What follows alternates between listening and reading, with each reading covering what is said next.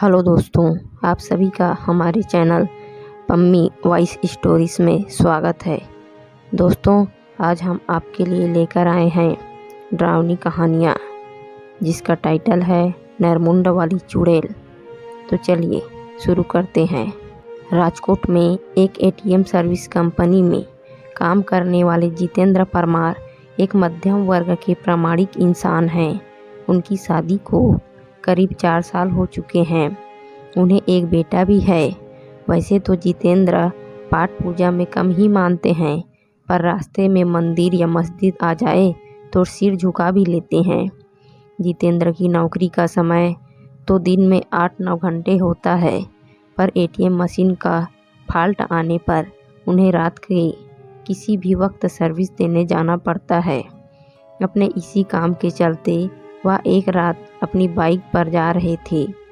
उन्हें शहर से थोड़ी दूर बसे एक रिहाइश इलाके के पास में एटीएम फॉल्ट ठीक करने जाना था। वैसे तो इस काम के लिए 2 एग्जीक्यूटिव जाते हैं, पर जितेंद्र का पार्टनर उस रात बीमार था, तो सर्विसिंग के लिए उन्हें अकेले ही जाना पड़ा।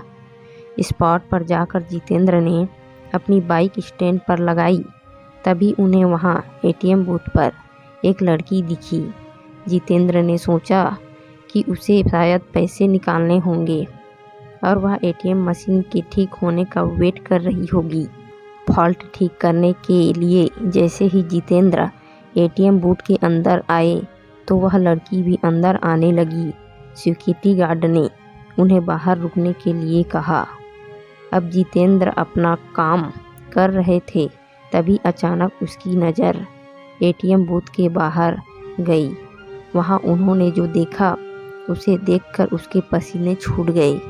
बाहर खड़ी लड़की एटीएम गार्ड की मुंडी अपने हाथ में लिए खड़ी थी और वह जितेंद्र की ओर घूर कर देख रही थी। यह सब देखकर जितेंद्र का दिल बेतहाशा तेजी से धड़कने लगा। उन्होंने वहाँ से नज़र हटा ली और सोचा कि ये उसका भ्रम होगा। वो ये सब सोच ही रहे थे कि तभी अचानक उनके सीनियर का फ़ोन बज उठा। यह फ़ोन वहाँ का फॉल्ट जल्दी ठीक करने के लिए था। कांपते कांपते जितेंद्र फिर से काम पर लग गए। थोड़ी ही देर में उन्होंने एटीएम मशीन ठीक कर लिया। इस बार एटीएम बूथ से बाहर देखने पर सब नॉर्मल लग रहा था। वह लड़की भी वहीं खड़ी थी और एटीएम बूथ का गार्ड भी उसके पास आराम से खड़ा था। जितेंद्र ने सोचा कि पहले जो भी देखा था वह सब उसका भ्रम होगा। वह काम निपटा कर सीधा अपनी बाइक की ओर दौड़ गया। जाने से पहले उसने एक बार फिर एटीएम बूथ पर नज़र डाली। तब एक बार फिर से उसका दिल दहल गया।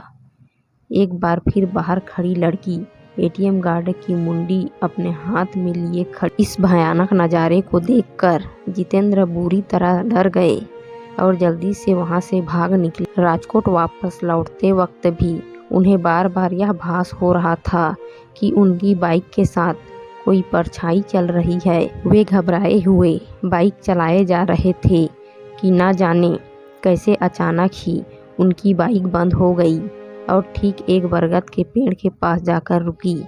जितेंद्र जी को यकीन नहीं हो रहा था कि उनके साथ ये सब सचमुच हो रहा है। उन्होंने नज़र उठाई तो बरगद की शाखा से झूलती एक आकृति नज़र आई। उसके हाथ में एक नरमुंड था और वो अजीब घरघराहट भरी आवाज़ में कुछ बोल रही थी।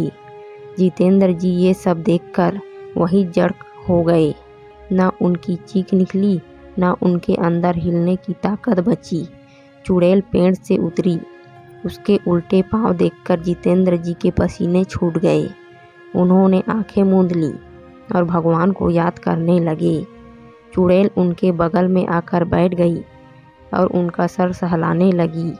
इसके बाद जितेंद्र जी को कुछ याद नहीं कि उनके साथ क्या हुआ। जब होश आया तो वे एक हॉस्पिटल में थे।